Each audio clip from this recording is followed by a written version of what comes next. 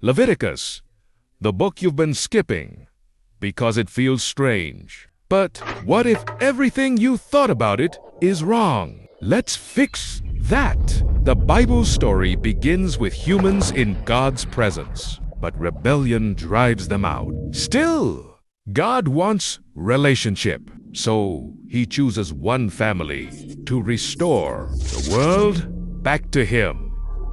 And so, God's presence comes to dwell in a tent right in the middle of Israel. And that sounds amazing. But there's a problem. His presence is so intense that even Moses can't enter. And priests who enter the wrong way, they die. Wait, if God's presence is good, why is it suddenly dangerous? Think of it like the sun. Pure power.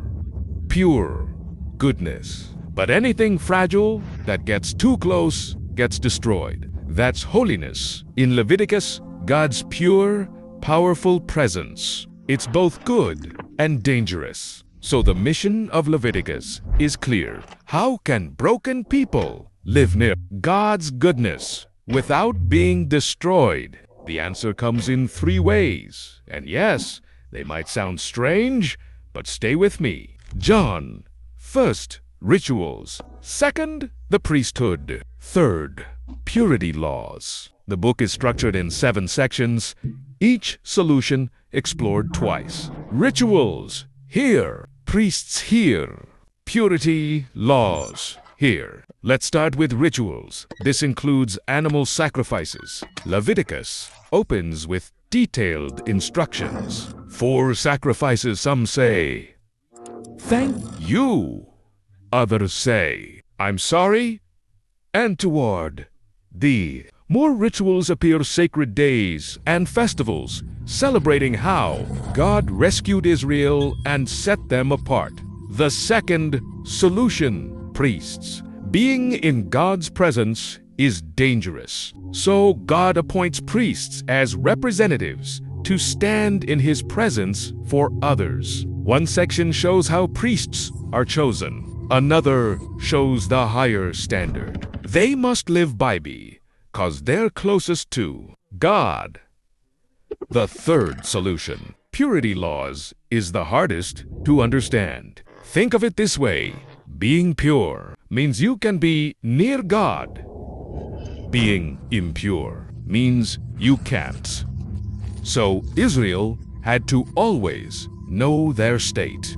First, lists of clean and unclean animals. They're grouped by land, sea, and air. The reasons aren't always clear, but the purpose is avoiding certain things sets Israel apart and reminds them that God's holiness touches every part of life, even what they eat. Then come laws about skin disease, dead bodies, bodily fluid. Not random, these all connect to life and death, which are sacred because God is the source of life. So, just touching these things makes you impure, but it's not sin. You wait, wash, offer a sacrifice, and you're clean. Again, the real danger is entering God's presence while impure. Then more laws focused on moral purity, justice, relationships, sexual integrity. Living this way makes Israel morally pure,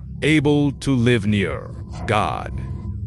And all of this leads to the center of the book, the Day of Atonement. Once a year, 2 goats are chosen. One is sacrificed, its blood carried into God's presence to cover Israel's sin. Strange, but God explains the life is in the blood. One life is given in place of another. And the second goat, the priest places Israel's sins on it, and it's sent away into the wilderness forever. The scapegoat, a powerful picture God removing sin completely. But let's be honest, sacrifices feel harsh in the ancient world. Sacrifices were how people tried to control unpredictable gods. But Israel's God is different. His anger isn't random. His love is constant, and he gives a clear path to forgiveness so his people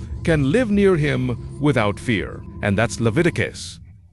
A book that's not weird, but revolutionary. Israel is still at Mount Sinai, still in the wilderness, but the journey to the Promised Land is next. And if you want to understand how God's plan unfolds, stay with us on At Word of God's Love, because this story is just getting started. Subscribe, like, and share with loved ones